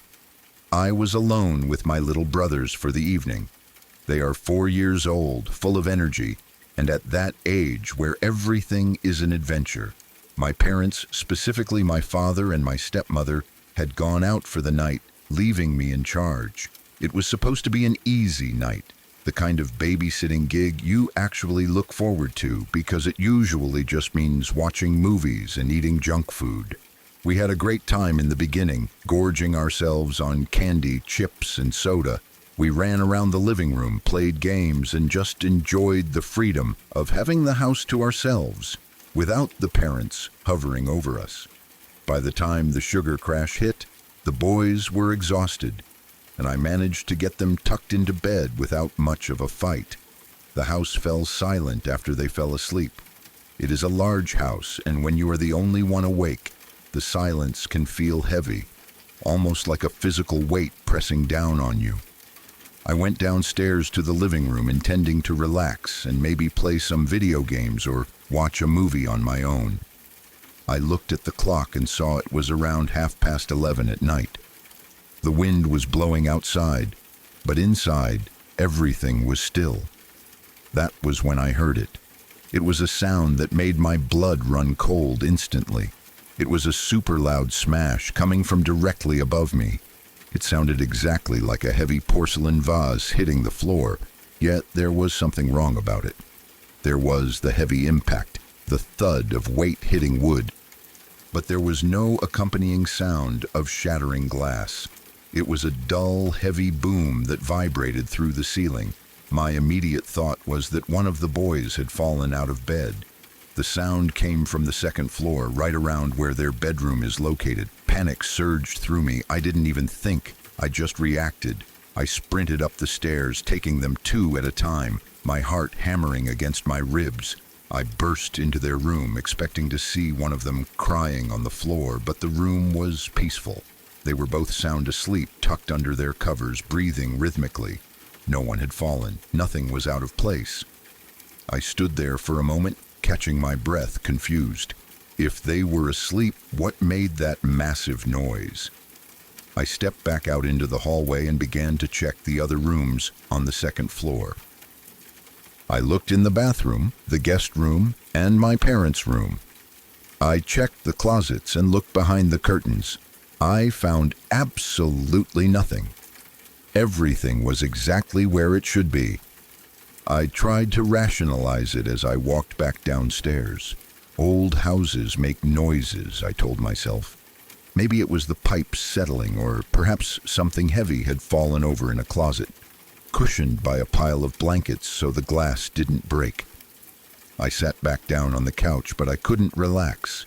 My senses were on high alert now. The comfortable silence from before had turned into a tense, waiting silence. I turned the volume down on the television, straining my ears to hear anything out of the ordinary. For a while, there was nothing, just the hum of the refrigerator and the wind outside. I started to think I had imagined the intensity of the first sound. Then it happened again. It was the same sound, perhaps even louder this time.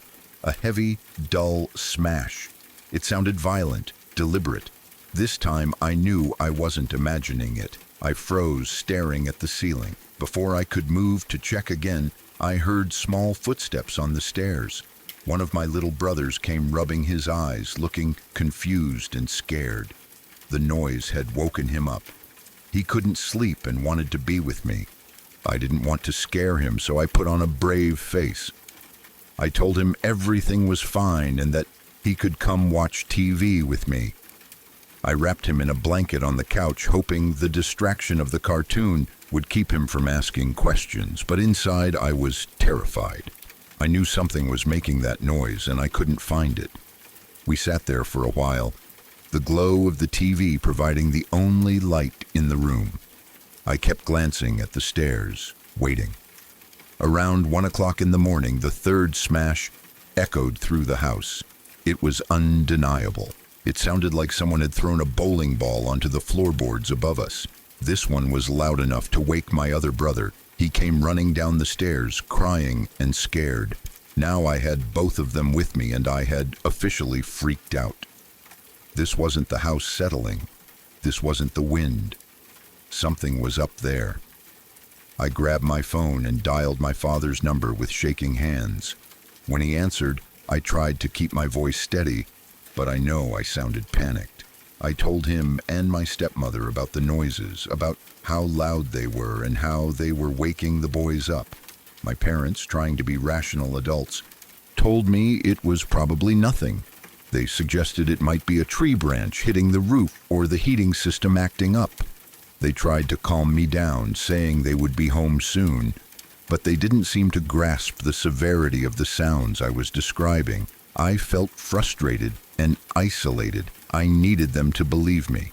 After hanging up, I decided I needed proof. If they didn't believe my description, maybe they would believe a recording. I went to my computer, which was set up in the living room, and turned on the voice recorder. I also set up the camera on my phone to record audio and video of the room. I sat there with my brothers, huddled together, waiting. It didn't take long. The silence was ripped apart by another boom. It was captured clearly on the recording. I played it back, watching the audio waves spike violently on the screen. I had evidence now. It wasn't in my head. The sound was distinct, heavy, and terrifyingly close. I sent the audio file to my father immediately. I think that was the moment the reality of the situation hit them. Very soon after I sent that file, I could tell from their text messages that they were starting to panic too. They told us to stay downstairs, stay together, and that they were driving as fast as they could. Those minutes waiting for my parents were the longest of my life. Every creak of the house made me jump. I kept the boys distracted, playing games with them, trying to keep the atmosphere light despite the dread pooling in my stomach. Finally, I heard the sound of the car in the driveway. My parents burst through the door a moment later. The relief of seeing them was overwhelming, but it was short-lived. We were all standing in the hallway, my father asking me for more details, when we heard it again, smash, right above our heads. The look on my father's face changed instantly from concern to pure defensiveness. He realized someone or something was in the house. We began to search the house as a group. My father took the lead, looking for the source of the sound. We checked the bedrooms again, but everything was still clear. Then we realized there was only one place left to check: the attic.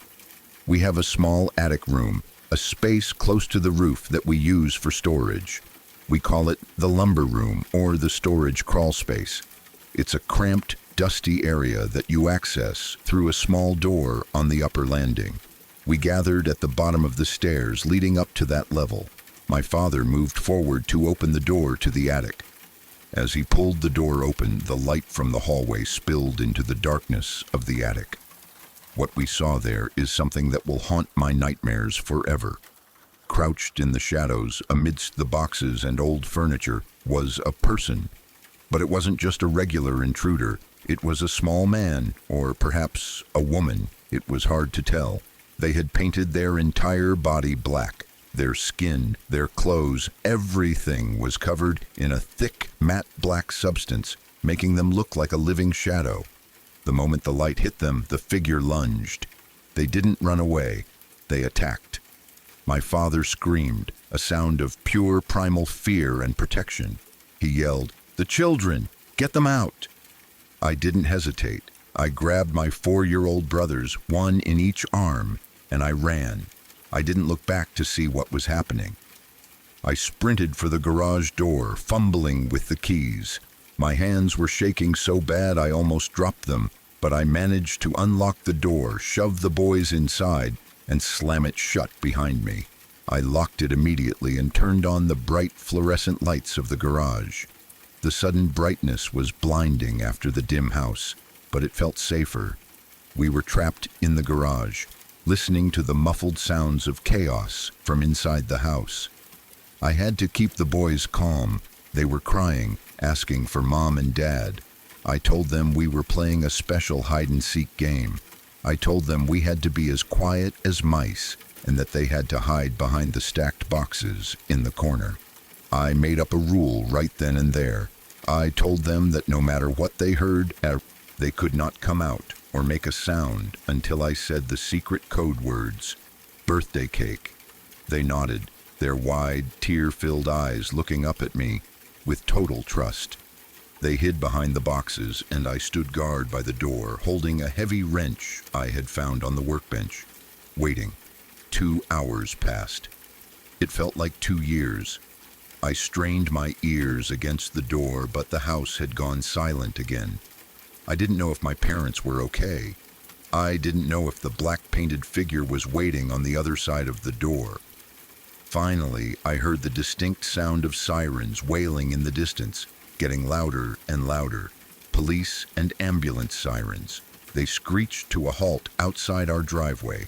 Blue and red lights flashed through the small garage window, dancing across the concrete floor. I turned to the boys, who were still huddled in their hiding spot, fast asleep from exhaustion. I whispered the code words, "Birthday cake," but they didn't stir. I decided to let them sleep for a moment while I checked what was happening. I unlocked the garage door slowly, my heart pounding in my throat. I peeked out.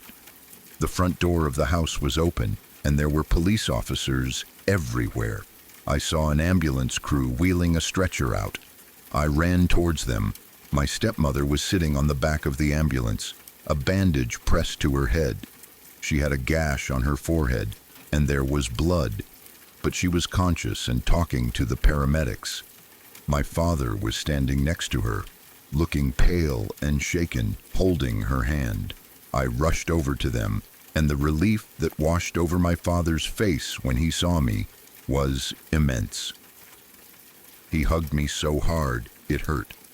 The police had the intruder in the back of one of the patrol cars. I caught a glimpse of the figure through the window. The black paint was smeared now, revealing pale skin underneath.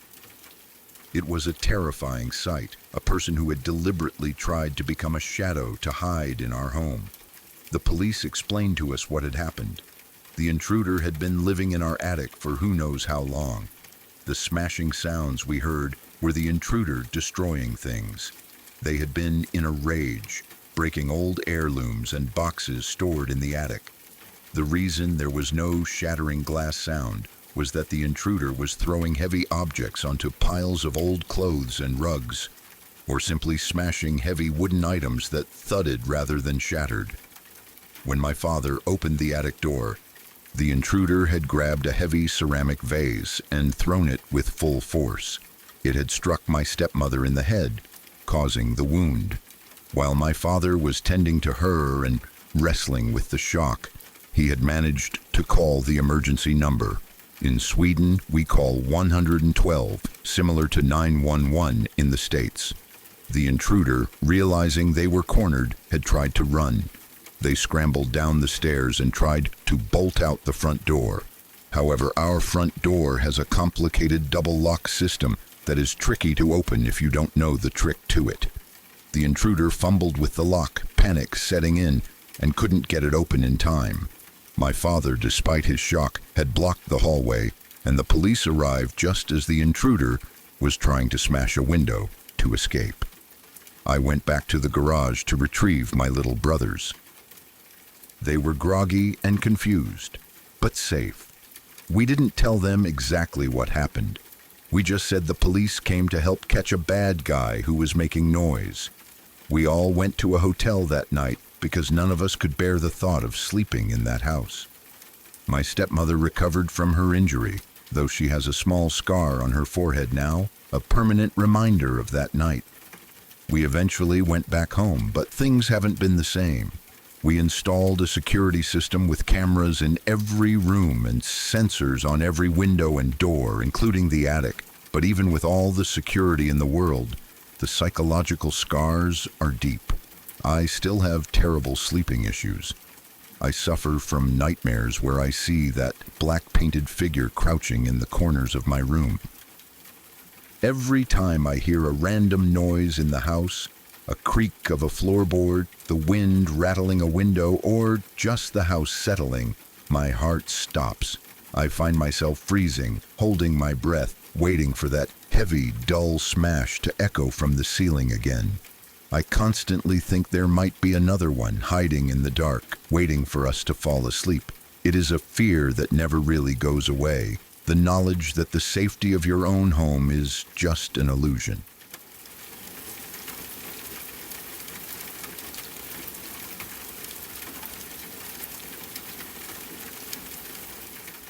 This story was told to me by a close friend of mine, and to this day, it makes me shiver every time I look at a stranger in a bar.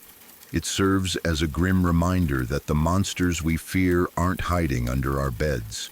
Sometimes they are buying us a drink and smiling with perfectly white teeth. My friend used to work at a ski resort during the winter season. It was a fun job, mostly filled with young people from all over the world who wanted to ski all day and party all night. One of the girls she worked with, let's call her Sarah, was a vibrant, happy young woman who loved the social aspect of the job. She was the kind of person who trusted easily and always saw the best in people. One weekend, Sarah and a few of the other girls decided to head down from the snowy mountains and go into the city for a proper night out. They wanted to dress up, go to real clubs, and escape the small-town vibe of the resort for a night. The night started off perfectly. They went to a few trendy bars, had some cocktails, and eventually ended up at a popular nightclub. The music was loud, the lights were flashing, and the alcohol was flowing. It was on the dance floor that Sarah met him. He was standing near the bar, looking incredibly out of place in the best way possible. While other guys were sloppy drunk or being overly aggressive, this man was calm, composed, and undeniably handsome. He looked charming, well-dressed, and had a smile that made Sarah feel like she was the only person in the room. They started talking, and he was polite, funny, and seemed genuinely interested in her life at the snow. He bought her a drink, they danced a little, and the chemistry was instant. He seemed like the perfect gentleman, the kind of guy you hope to meet on a night out. As the club began to close and the lights came on, the harsh reality of the early morning hit them. The group of friends was splitting up, going back to their respective accommodations or finding late-night food. Sarah and this charming man didn't want the night to end. They were caught up in the excitement of a new connection.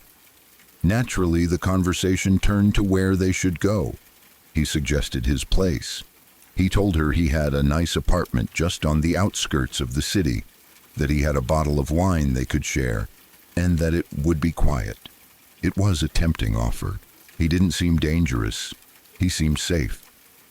However, Sarah hesitated. She was tired, her feet hurt from dancing in heels, and she knew that her apartment, which she was renting with friends for the weekend, was only a few blocks away. It was a decision made purely out of laziness and convenience, a split-second choice that would ultimately save her life, but also seal her fate in a different, horrifying way. She told him that her place was much closer and that she really just wanted to take her shoes off. She suggested they go to her place instead. He paused for a moment, a flicker of something unreadable crossing his face, but then the charming smile returned. He agreed. They walked back to her rental apartment, hooked up, and spent the night together. The next morning, he was just as polite. He kissed her goodbye, exchanged numbers, and left. Sarah went back to the mountains with her friends, thinking she had just had a great one-night stand with a potential for something more. She told my friend all about him, gushing about how nice and normal he was compared to the guys at the ski resort. Life went on as normal for a few weeks. The snow season continued and Sarah worked her shifts, waiting for a text or a call that became less frequent as time went on. Then the physical symptoms started. It began with something small, something she almost ignored. She noticed tiny white dots appearing on her lips. At first, she thought it was just chapped lips from the cold mountain air and the wind. She applied lip balm and tried to ignore it. But the dots didn't go away. In fact, they started to spread. They weren't painful, but they were strange. They looked like small, pale lesions. She started to feel run down, fatigued, and generally unwell. She assumed she had caught a cold, or maybe the flu that was going around the staff quarters. When the dots didn't disappear after a week, she began to worry. She was a healthy girl, and this was unusual for her. She decided to go to the local doctor in the town near the resort. The doctor examined her lips and looked concerned. He asked her if she had any allergies or if she had been in contact with any strange chemicals? She said no. He decided to take some swabs and run some blood tests just to be safe. He told her it was probably nothing serious, maybe a viral infection, but he wanted to rule everything out. Sarah went home, feeling a bit anxious, but telling herself she was overreacting. A couple of days passed and Sarah was in her room at the staff lodge when she heard a heavy knocking on the door. She expected it to be one of her roommates forgetting their keys, or maybe the doctor calling with results. When she opened the door, she was shocked to see two police officers standing there. Behind them was a somber-looking man in a suit who introduced himself as a health official. Sarah's stomach dropped. Her first thought was that something had happened to her family back home. She ushered them inside, her hands shaking. They asked her to sit down. The atmosphere in the room was incredibly tense. The police officers looked uncomfortable, and the health official looked grim. They didn't start by telling her she was under arrest or that she was in trouble. Instead, they started asking her very specific, very personal questions. They asked about her recent movements, where she had been eating, and specifically, who she had been intimate with in the last month. Sarah was confused and terrified. She told them about the night in the city. She told them about the charming guy she had met at the club. When she mentioned his name, the police officers exchanged a dark look. The health official took a breath and told her that her test results had come back, and they had flagged a major catastrophic alert in the National Health Database. The doctor explained that the tests revealed she had contracted a variant of Creutzfeldt-Jakob disease, commonly known to the public as mad cow disease. Sarah was baffled. She stared at them, trying to process the words. She knew what mad cow disease was. It was something you got from eating tainted beef. It was incredibly rare, especially in Australia, where the beef industry is strictly regulated. She told them she hadn't eaten any strange meat. She mostly ate chicken and vegetables.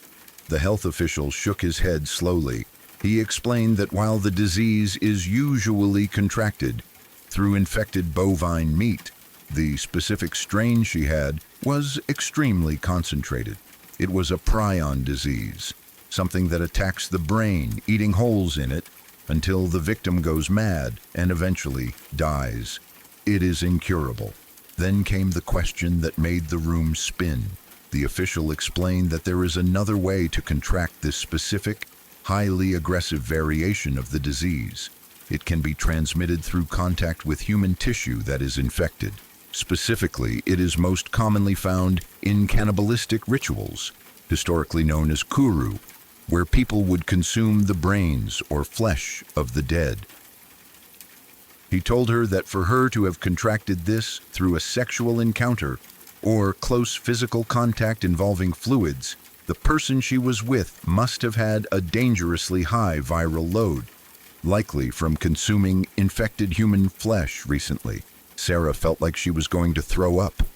The police officers then took over the conversation. They told her that after she had given the doctor the details of her partner, they ran a background check. The charming guy from the club wasn't who he said he was. He was a person of interest in several missing persons cases, but they had never had enough evidence to pin anything on him. However, armed with Sarah's medical diagnosis, they had obtained a warrant to raid his apartment, the same apartment he had tried to take Sarah to that night. The officers described what they found, trying to spare her the worst details, but the reality was too horrific to mask completely. They had raided his home earlier that morning. It was a nice apartment on the outskirts of the city, just like he had said. It was clean and well furnished, but when they went into the kitchen and the back rooms, the facade crumbled. They found industrial-sized freezers lining the walls of a spare bedroom. Inside those freezers, carefully wrapped and labeled, were human remains. The man wasn't just a murderer, he was a cannibal. He had been luring people back to his apartment for months, perhaps years. He would charm them, take them home, kill them, and then consume them. The police found evidence that he had been eating the brain tissue of his victims, which is how he had contracted the prion disease himself. He was a carrier of the disease, likely suffering from the early stages of the madness it causes, which might explain his reckless behavior in going out and hooking up. Because Sarah had been intimate with him, and because of the nature of the disease, the infection had passed to her. The realization hit Sarah like a physical blow. She remembered the fork in the road that night. She remembered him asking her to come to his place. She remembered how close she had come to saying yes. If she hadn't been tired, if her feet hadn't hurt, if she hadn't suggested her place because it was closer, she would have walked into that apartment. She wouldn't have been a one-night stand. She would have been meat in a freezer. She would have been the next meal. The only reason she was sitting in that chair, breathing and alive, was because she was lazy and wanted to take her shoes off. But the relief of escaping a murderer was quickly replaced by a cold, creeping dread. The health official looked at her with pity in his eyes. He told her that while she had escaped the freezer, she had not escaped the man. The disease she had contracted, this human version of mad cow disease, has no cure.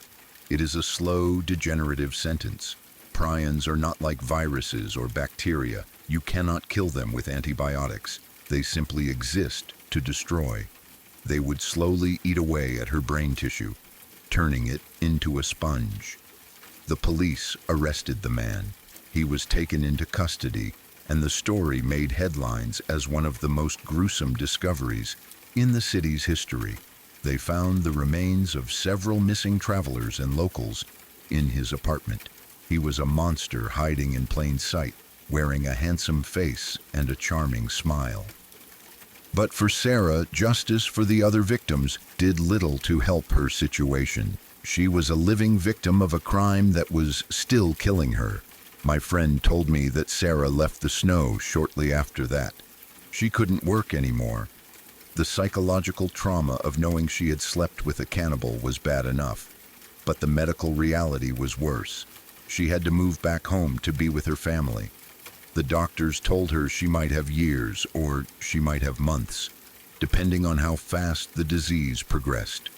The white dots on her lips were just the first sign of her immune system trying to fight an enemy it couldn't see and couldn't kill. She lives with the knowledge that she is a ticking time bomb. Every time she forgets a word, every time she stumbles, every time she gets a headache, she wonders if it is starting. She wonders if the madness is setting in. She escaped a quick, violent death at the hands of a butcher, only to be given a slow, agonizing death by the very thing he was. It is a twisted form of luck. She was lucky enough to survive the night, but unlucky enough to take a piece of the monster with her.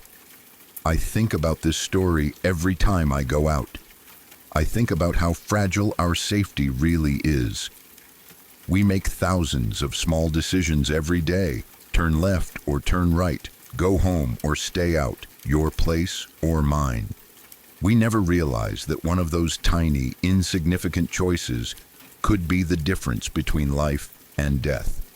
Sarah chose her place because it was closer. That choice saved her from being murdered, but it couldn't save her from the monster entirely. Now she waits for the inevitable, a tragic reminder that sometimes, even when you get away, you don't really escape. The monsters leave their mark, and sometimes that mark is terminal.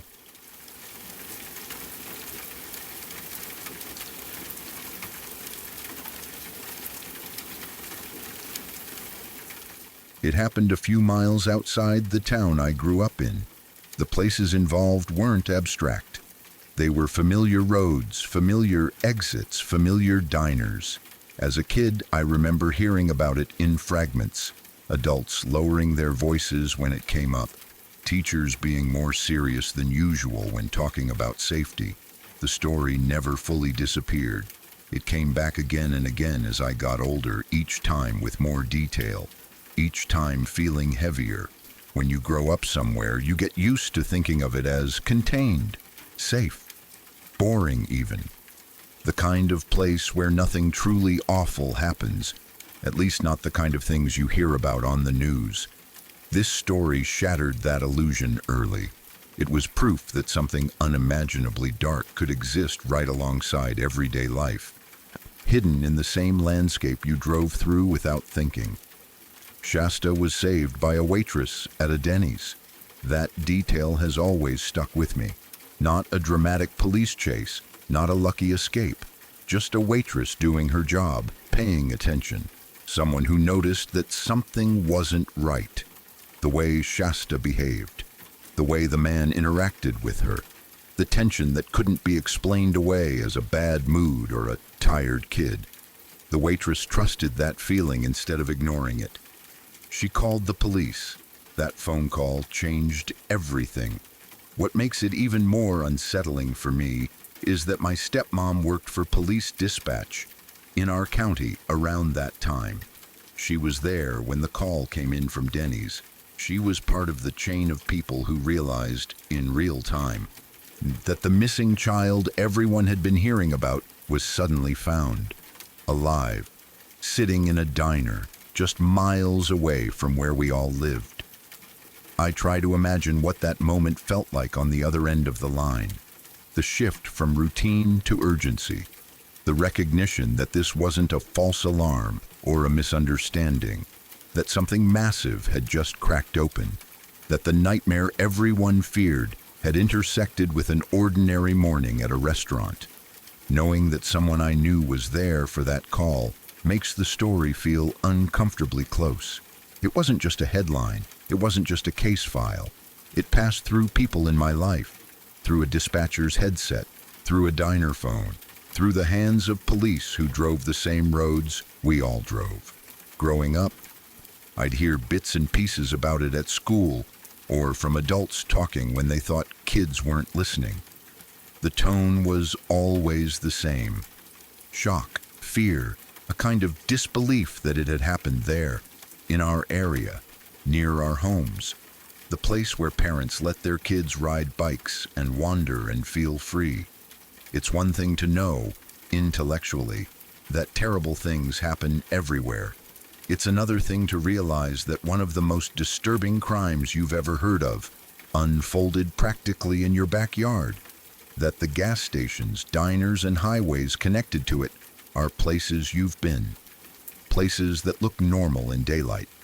Places where you've stopped for food without a second thought. The Denny's part of the story is especially haunting because of how ordinary it is. A family restaurant, bright lights, booths, coffee cups. A place meant to feel safe and predictable. The idea that Shasta was sitting there, across from the man who had murdered her family and held her captive for weeks, while other people ate breakfast nearby, is almost impossible to fully process. And yet, that ordinariness is exactly why she was saved, because someone noticed. Someone cared enough to question what they were seeing instead of brushing it off. Someone didn't assume that everything in front of them was fine, just because it looked fine on the surface. When I think about my stepmom being at dispatch when that call came in, I think about how many people were unknowingly connected to that moment, how many lives intersected with it without realizing it. How close something unimaginably evil came to blending back into normal life and disappearing again. That's the part that creeps up on you later. As a kid, the story was scary in a vague, distant way. As an adult, it's terrifying for entirely different reasons, because now I understand patterns. I understand how predators move. I understand how easy it is for something like this to slip past people who aren't looking closely. I understand how often survival hinges on one person paying attention. It also changes how you see your hometown. Once you know something like that happened nearby, the sense of separation disappears. You can't say, that stuff happens somewhere else, somewhere darker, somewhere different. It happened on roads you've driven, in buildings you recognize, in a county you call home. That realization doesn't fade. Even now, when I think about it, there's a chill that comes with knowing how close it all was. How easily the story could have ended differently if that waitress hadn't trusted her instincts. How easily Shasta could have disappeared forever without anyone realizing she was sitting right there in public. It's creepy in the deepest sense of the word. Not because of jump scares or gore, but because it exposes how thin the barrier is between ordinary life and unimaginable horror. How proximity doesn't protect you. How familiarity can lull you into believing you're safe when you're not. And it leaves you with one thought that's hard to shake. If something like that can happen a few miles from where you grew up, it can happen anywhere. That's the part that stays with you long after the details blur. If you're still here, it means these stories didn't just pass through you, they stayed. Every story you heard tonight was real. Real people, real moments. And in every one of them, something went wrong, or almost did. If you want to keep exploring the stories that don't let go so easily, subscribe to Shadow Archives, because there are more stories waiting, and not all of them end before it's too late.